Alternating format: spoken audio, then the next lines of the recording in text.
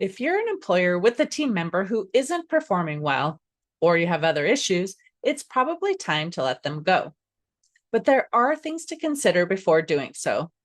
Do you know the red flags that could result in penalties to your company for firing someone? Tune in to today's episode to learn more.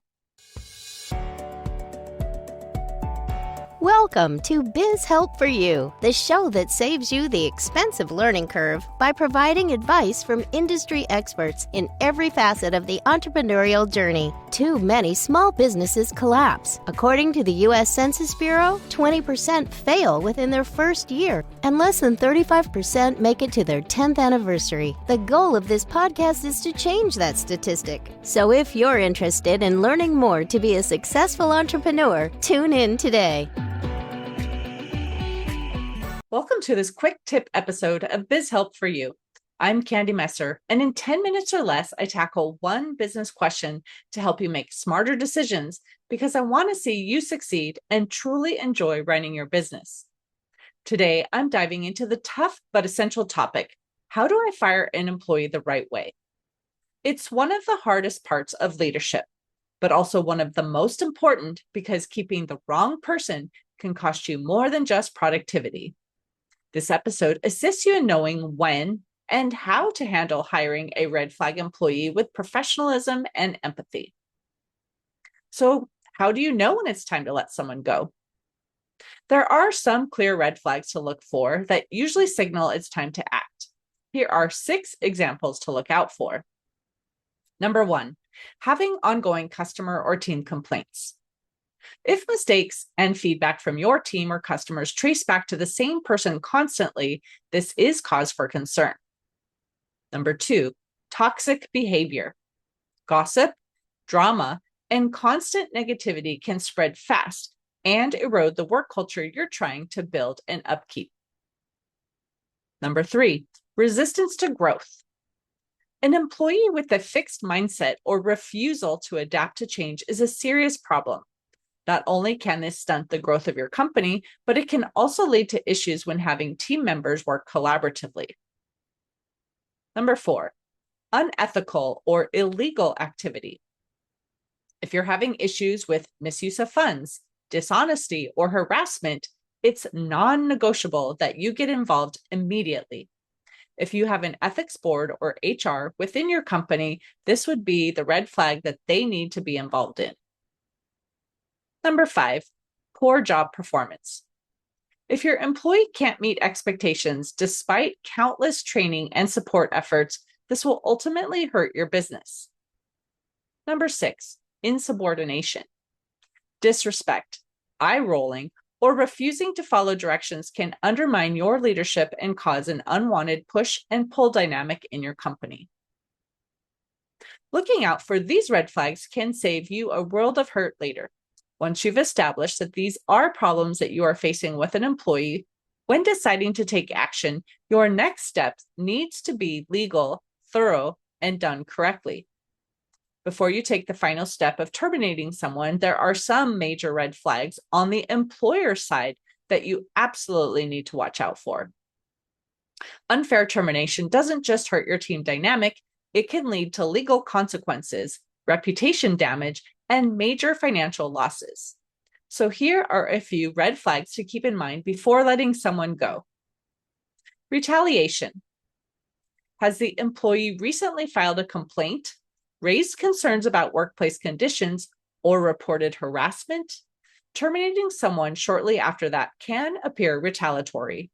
Even if it's not, it can open you up to serious legal risk. Protected leave. Is the employee currently on or just returned from protective leave, such as FMLA, parental leave, or medical accommodation? Terminating them during or right after a leave may come across as discriminatory, especially if documentation doesn't clearly show ongoing issues that were addressed beforehand. Lack of progressive discipline. Have you documented the issues? Did the employee receive clear expectations for improvement through verbal or written warnings? If you skip these steps, it may look like you didn't give them a fair chance to succeed. Inconsistent treatment. Are you holding this employee to the same standard as others in similar roles? If another team member has shown the same behavior without facing the same consequences, your decision could be seen as biased or unfair. Think of this step as a check-in for your company. Ask yourself, have we done everything we should to protect both the business and the employee? If the answer is yes, meaning you've provided clear documentation, communicated expectations, and ruled out any discriminatory factors, then you probably can move forward with confidence, knowing you've handled the situation fairly and legally. Next, you may be wondering, what is the correct way to go about terminating your employee? Having a structured approach to handle termination the right way is key. This will make sure that these situations are free of any bias, accusations without proof, or issues that might fall back on you. Number one, first is, did you document the performance issues? Keep written records, dates, examples, and your attempts to help them improve. Your employees should have had multiple warnings to show that you brought these issues to their attention. Show that you have actively made suggestions on how to improve with no growth continued on the employee's side. Number two, always communicate clearly and privately. Be respectful but direct. Use real examples when addressing your employee, but keep it brief. Number three, if you can, consult with human resources. Always make sure you're following company policy and employment law. These could differ depending on what state you are in and what specific business policies are for your company. So be sure to read up on what your company guidelines are. Number four, make sure you're prepared for the meeting.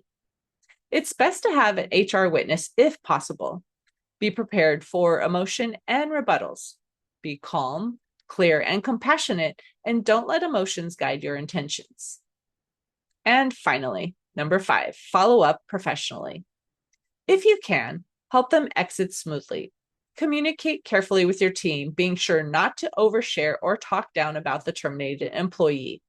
Reflect on what you can improve next time to ensure you hire the right fit for your company and hopefully avoid falling into a similar situation in the future. If you have to fire someone, it doesn't mean you're a poor leader or you're being mean. It's about protecting your team and your business. When someone isn't the right fit, the longer you wait, the more damage it can cause. When it's time, make the decision, stick to it, and do it the right way.